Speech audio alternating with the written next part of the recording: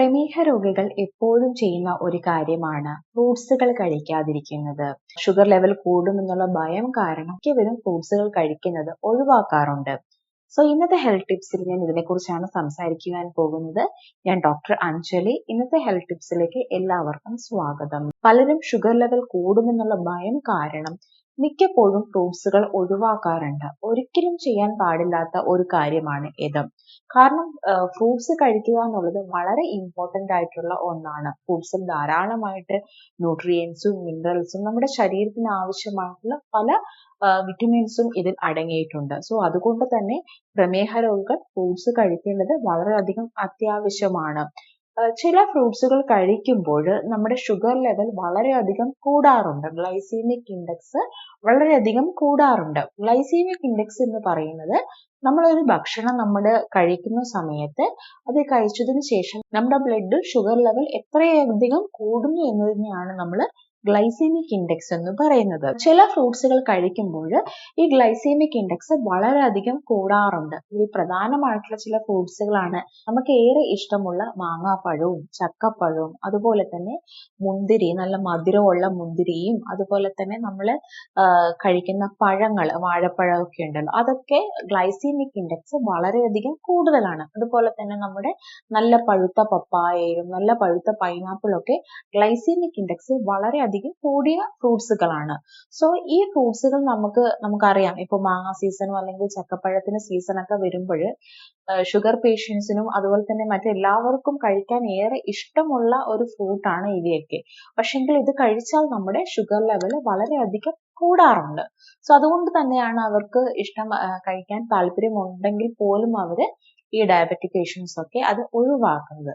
പക്ഷെങ്കിൽ നമ്മൾ അങ്ങനെ ഒഴിവാക്കേണ്ട ആവശ്യമില്ല. കാരണം എന്ന് വെച്ചാൽ നമ്മൾ കഴിക്കുമ്പോൾ കുറച്ച് കാര്യങ്ങൾ അതിൽ ശ്രദ്ധിക്കുവാണെങ്കിൽ നമുക്ക് ഈ പറഞ്ഞ എല്ലാ ഫ്രൂട്ട്സുകളും നമുക്ക് കഴിക്കാവുന്നതാണ്. എസ്പെഷ്യലി മാങ്ങാപ്പഴവും ചക്കപ്പഴവും ഒക്കെ കഴിക്കുമ്പോൾ നമ്മൾ അധികം പഴുക്കാത്തത് നോക്കിയിട്ട് നമ്മൾ കഴിക്കാം. ഇപ്പം ഒരു വലിയ മാങ്ങയാണെങ്കിൽ അതിൽ 1-2 പീസൊക്കെ നമ്മൾ കഴിക്കാവുന്നതാണ്. ചക്കപ്പഴമാണെങ്കിലും അതിന്റെ 2-3 പീസൊക്കെ നമുക്ക് കഴിക്കാവുന്നതാണ്. അധികം പഴുക്കാത്തത് നോക്കിയിട്ട് നമുക്ക് കഴിക്കാം.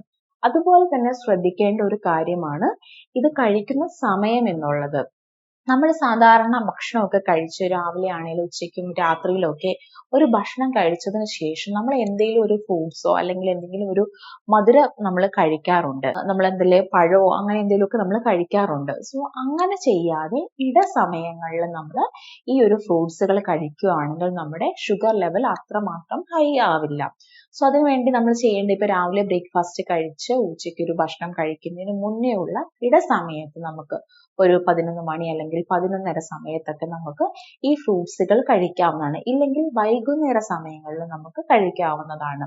ഡയബറ്റിക് പേഷ്യൻസ് ഭക്ഷണത്തിനോടൊപ്പം നമ്മൾ ഫ്രൂട്ട്സുകൾ കഴിക്കുന്നത് ഒഴിവാക്കുന്നതാണ് എപ്പോഴും നല്ലത്. ഫ്രൂട്ട്സുകൾ കഴിക്കുമ്പോൾ ഒന്ന് ശ്രദ്ധിക്കേണ്ടത് അതിന്റെ സമയമാണ്. ഇടസമയത്ത് കഴിക്കുക. പിന്നെ അതിന്റെ ക്വാണ്ടിറ്റി നോക്കുക. നമുക്ക് വളരെ കുറഞ്ഞ അളവിൽ നമുക്ക് കഴിക്കാവുന്നതാണ്. പിന്നെ അധികം പഴുക്കാത്തത് നോക്കിയിട്ട് നമ്മൾ കഴിക്കുക. അങ്ങനെയാണെങ്കിൽ നമ്മൾ 1-2 പീസൊക്കെ കഴിച്ചത് കൊണ്ട് നമുക്ക് വലിയ പ്രോബ്ലംസ് ഒന്നും നമുക്ക് വരത്തില്ല. പിന്നെ നമ്മൾ പ്രധാനമായിട്ടും മറ്റൊരു ഡൗട്ടാണ് ഡ്രൈ ഫ്രൂട്ട്സുകൾ കഴിക്കാമോ എന്നുള്ളത്. ഡ്രൈ ഫ്രൂട്ട്സിനെക്കാളും എപ്പോഴും നല്ലത് നമ്മുടെ ഈ ഫ്രഷ് ആയിട്ടുള്ള ഫ്രൂട്ട്സുകൾ കഴിക്കുന്നതാണ് നമുക്ക് എപ്പോഴും നല്ലത്. പിന്നെ ബദാം, വാൾനട്ട് അതൊക്കെ നമുക്ക് കഴിക്കാവുന്നതാണ്. കുതിർത്തിട്ട് നമുക്ക് കഴിക്കാവുന്നതാണ്. ഉണക്കമുന്തിരിയൊക്കെ ചെറിയ അളവിൽ നമുക്ക് കഴിക്കാവുന്നതാണ്. ഇതിനെക്കാളും കുറച്ചുകൂടെ ഗുണങ്ങൾ കൂടുതൽ കിട്ടുന്നത് നമ്മൾ റോ ആയിട്ട് ഈ ഫ്രൂട്ട്സുകൾ കഴിക്കുമ്പോഴാണ്. പിന്നെ മറ്റൊരു ഡൗട്ടാണ് ഫ്രൂട്ട് ജ്യൂസ് ആയിട്ട് നമുക്ക് കഴിക്കാവോ എന്നുള്ളത്. ഫ്രൂട്ട് ജ്യൂസിനെക്കാട്ടിലും എപ്പോഴും നല്ലത് നമ്മൾ ഫ്രൂട്ട് അതേപടി നമ്മൾ ചവച്ചരച്ച് കഴിക്കുന്നതാണ്.